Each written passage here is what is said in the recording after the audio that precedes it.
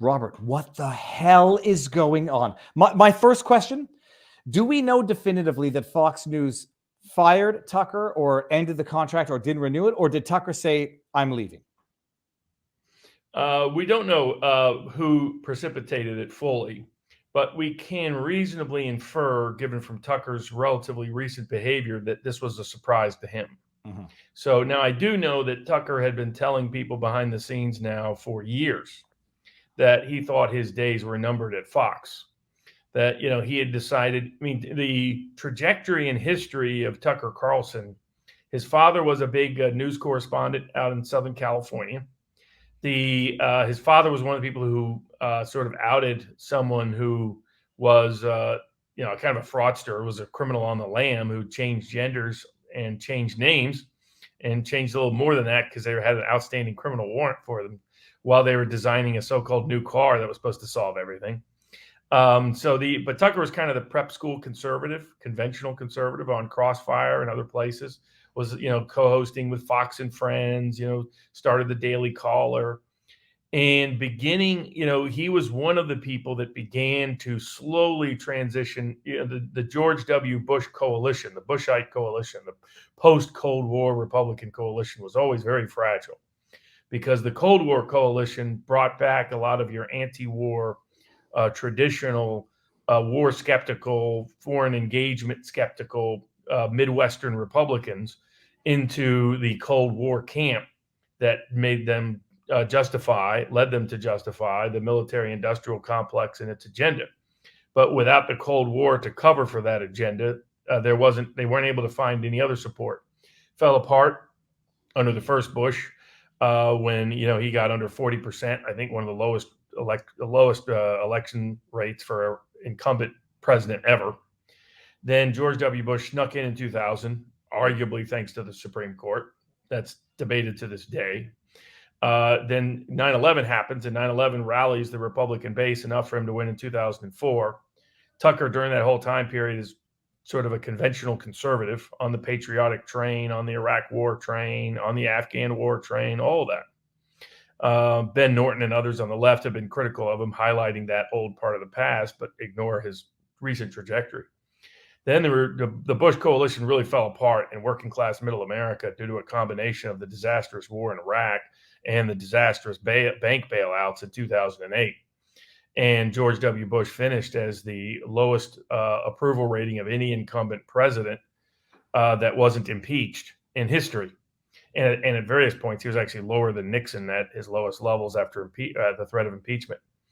And so the Tucker started transferring around that time and slowly but steadily became friends with Alex Jones, started tuning into more of the populist right as he saw the populist right had a better, more accurate critique than conventional, traditional Republican partisan conservatism of the Bushite variety.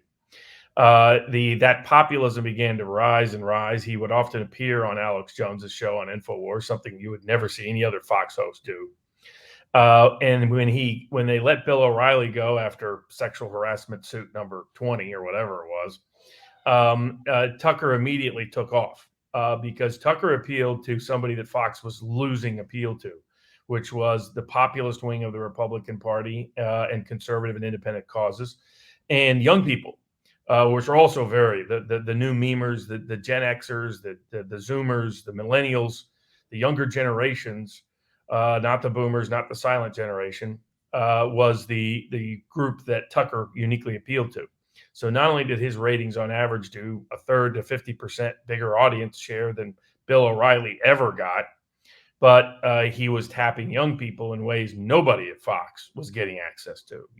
Democrats, independents, that nobody at Fox was. So he was their big moneymaker. He was making $30-35 million a year, according to various published reports. But he was making Fox a lot more than that. No better evidence of that than as soon as it was announced that he separated from Fox today, Fox lost about $1 billion in stock value. That's how damaging it was. And it was, Rogan added $1 billion in stock value to Spotify when it was announced he was going to go exclusive there. And that was, I think, fair valuation of Rogan's impact on Spotify. Tucker, when his exit cost Fox $1 billion.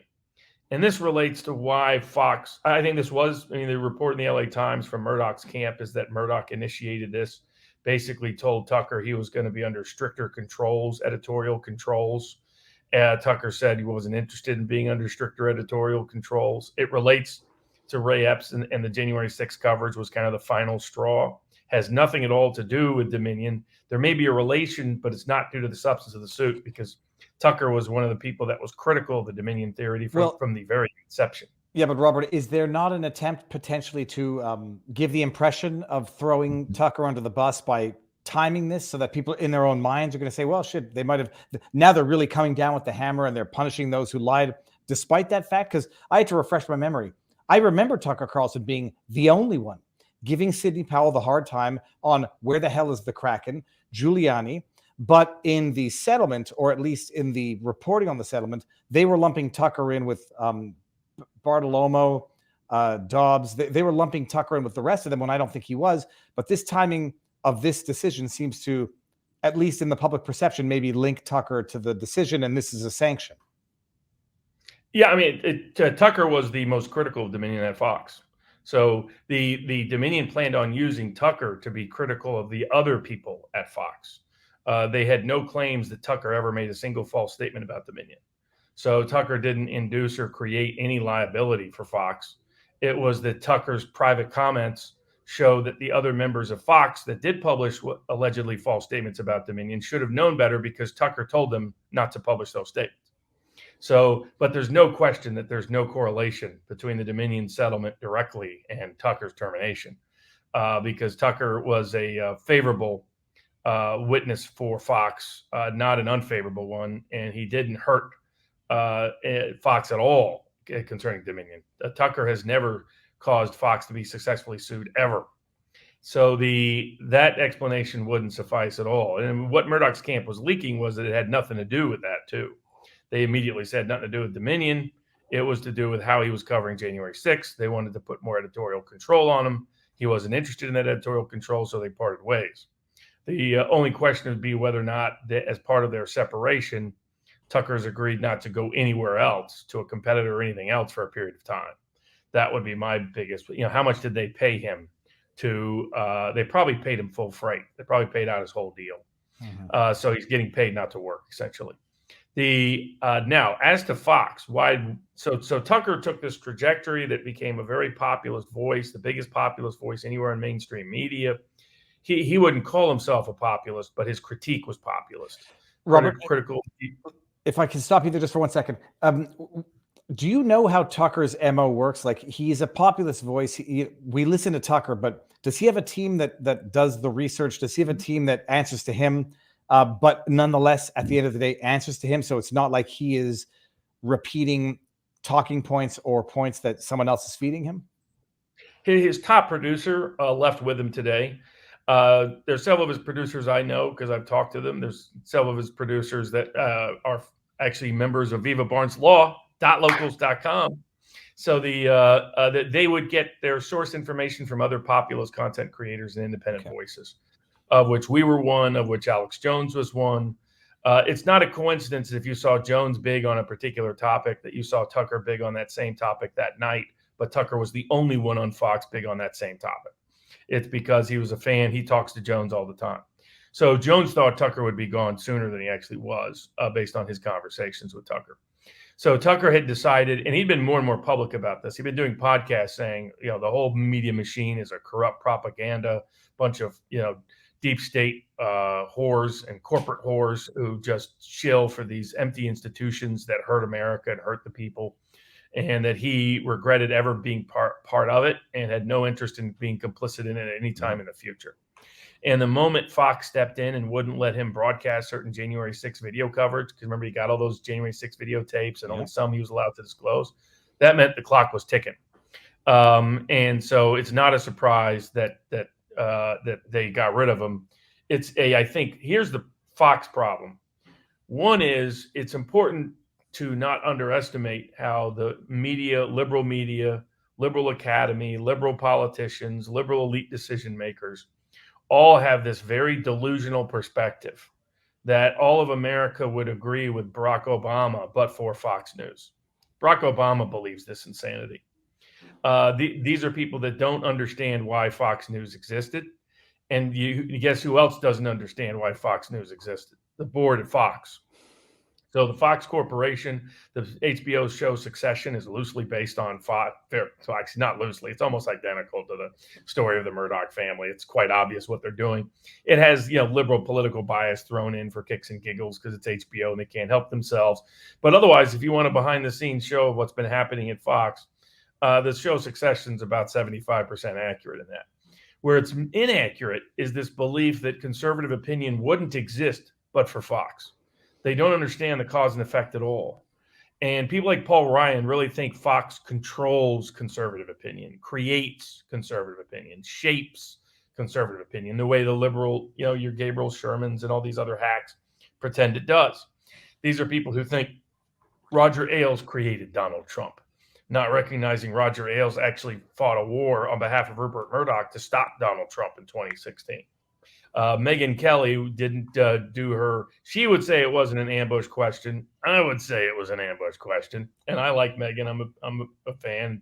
She's been very kind to us. We've been on the air with her. But that's what that was. And, she just lost out because Trump is the master of such persuasion and redefined that whole campaign by his first answer. But in Fox's world, they really came about in the 90s because all of media was liberal. And there was a massive appetite amongst conservatives for something that just wasn't liberal media telling them they're wrong every night and lying to them and gaslighting them every single night. And slowly but steadily, ABC, which had conservative voices like Brit Hume and others, were slowly, getting rid of some of those people. Ailes understood the value of it. He'd been in political media since the 60s. And Murdoch aligned with him, and Ailes created a network that met the audience, but it was still not the entire conservative audience. 9/11 was a dividing line for some. Others, the war was another one, and then the failure of that war, and then the bank bailouts was another one. Fox stayed, however, through that whole time period, for the most part, with a conventional conservative approach, and its foundational generational audience was the silent generation. Well, most of the silent generation is dead. So what you have now is they just have some boomers, and they only have a portion of the boomers. They were losing market share amongst younger audiences every single year. Even when they increased audience size, they were doing it almost entirely with elderly communities. And in Fox's world, they usually built to everybody. Sean Hannity's a Fox creation, a Roger Ailes creation. Without Roger Ailes, nobody cares who Sean Hannity is. Bill O'Reilly proved this. I'd said forever that all these other personalities were Fox created. Even Glenn Beck, who was the most independent of the voices, thought he would have his whole audience go with him. It took him years to rebuild that audience that he had at Fox. What Fox didn't understand was that the political zeitgeist was shifting, and the populist resurgency was becoming stronger and stronger and stronger. And they didn't see it. They didn't appreciate it. They didn't understand it. They tried to wage war on Trump. Trump started to wage war on them in January of 2016.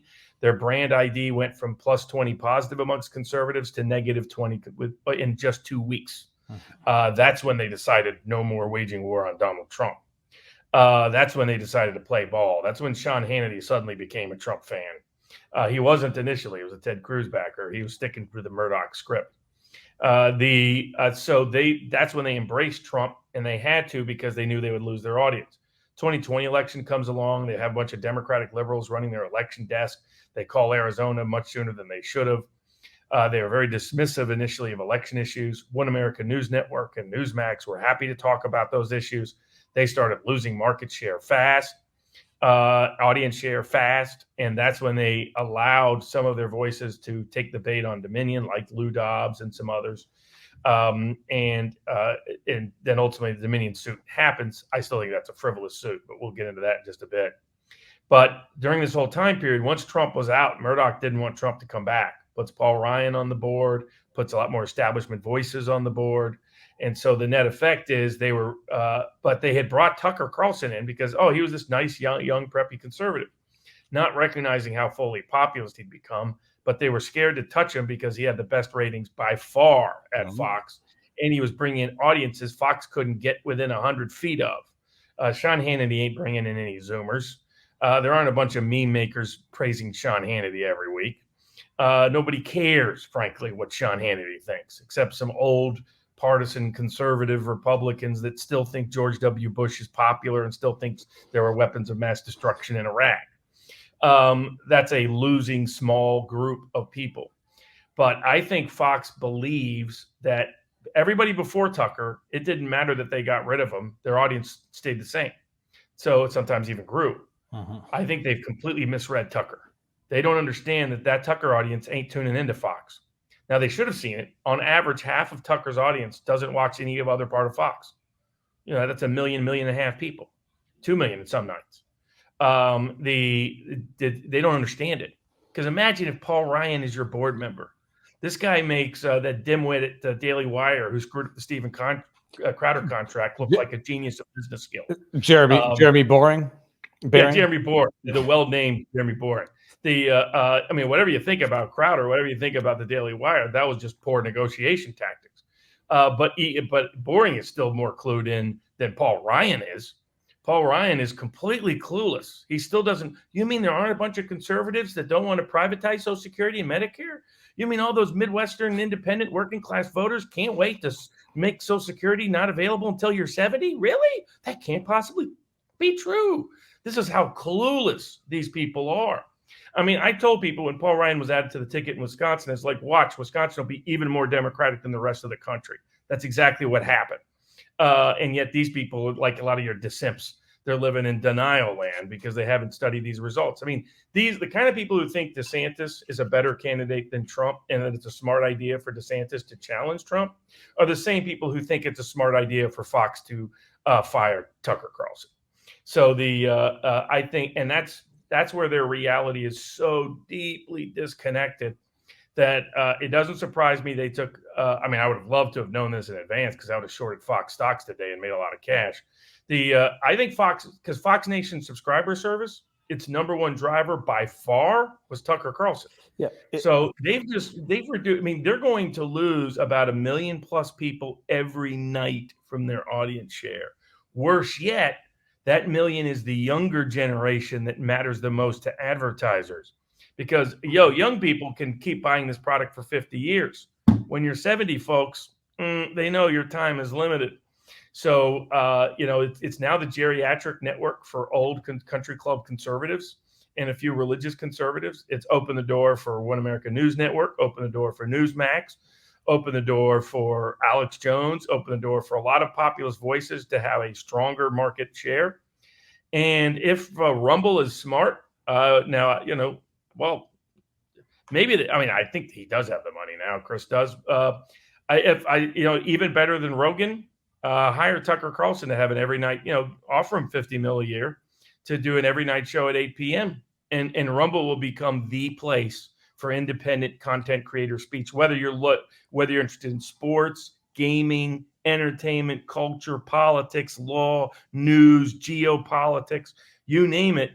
Rumble will be whether you're left, whether you're right, whether you're libertarian, whether you're traditionalist, whether you're populist, you want an independent voice. There's only one place you're going to get it. It's going to be Rumble.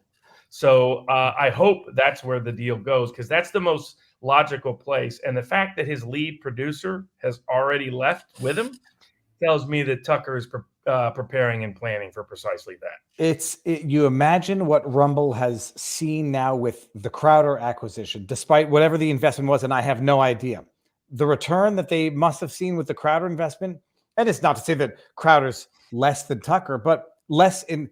Yeah, Crowder's less than Tucker. I like Crowder, but he's nowhere near Tucker. Well, no, I don't Tucker think is the smart version, the erudite version, the broader audience version of Steven Crowder. I just want to come to Jeremy Boring's defense just temporarily. The commercial that they did with the guy that just left Tucker, Crowder could give you credibility on that accord because he detailed that. I personally, I'm totally shocked that these Hollywood types are narcissists that are impossible to work for. But that's basically the info. I'm going to mispronounce his last name, Dave Landau. That doesn't surprise me. I've heard that story many times about Crowder. And again, I've been a defender of Crowder. I'm not a huge watcher, actually. I agreed with him in the Daily Wire debate because this was the future, as Matt Walsh just found out. Matt Walsh now is going to have to leave YouTube entirely because if he wouldn't use preferred pronouns, then that was it. But by the way, to give you an idea of the Fox purge, this is a purge of all populists. Remember what we've heard over just the last 3 days. Dan Bongino also out at Fox. Laura Lee Trump also out at Fox. And this was after they used Dominion to get rid of Lou Dobbs. There's not a populist voice left at Fox unless you count Jesse Waters.